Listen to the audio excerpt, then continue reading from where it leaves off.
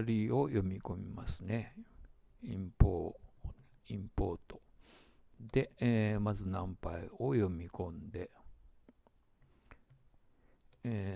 これを短い単語で、定義してやります。そして、グラフを作成するモジュールも読み込んでおきます。インポート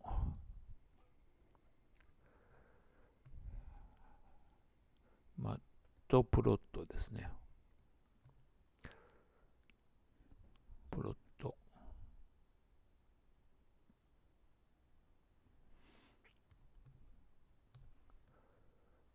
リブド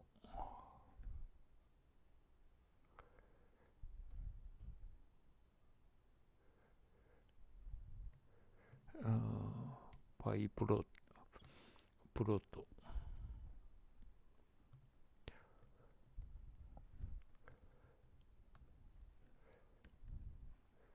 これで、PLT というような形でここで読み込みます。で、一応間違ってないか、ここで一回これをクリックしてですね、実行してみると、間違いなければこのままエラーなしで読み込めます。で、ここで、何もエラーが出てなかったらこれで OK ですね。そしたら次に、X データを前のスライドのような形で、定義します。X イコールナンパイの機能を使って A レンジですね。A レンジで、これで間違いないですね。A レンジ括弧の、これで範囲を設定します。マイナス5からプラス5までだったらこういう形で設定すればいいですね。で、X の方にデータが入っているかどうかを確認するには X で、これを実行してみたらいいですね。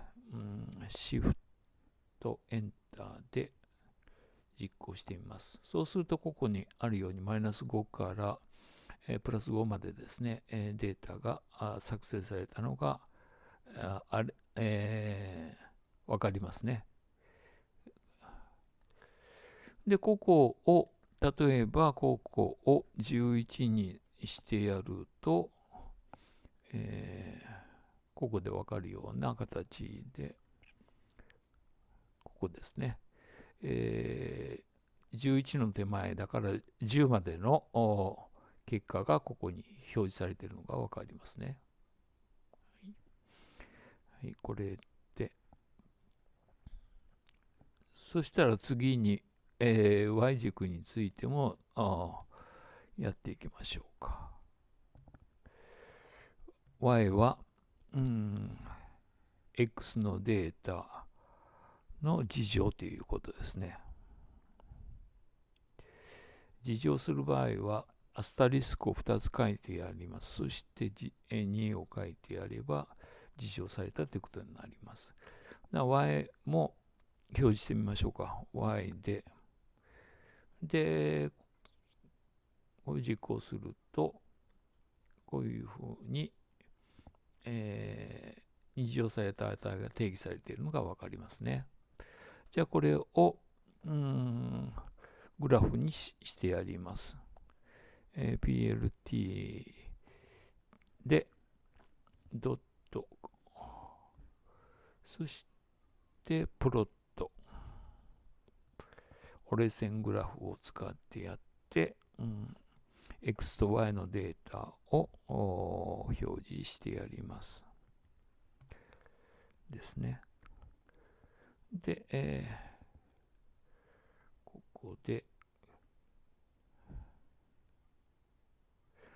このまま実行しても、このまま実行してもこう表示されましたね。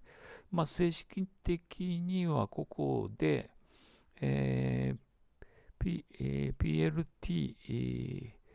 ドットshow って書かないと、Python のシステムによっては表示されません。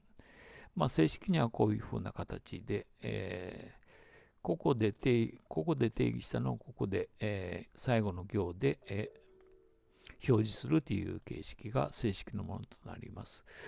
コラボレートリーの場合は、こういうふうに書かなくても表示されるようなシステムになっています。はい。では、それやってみてください。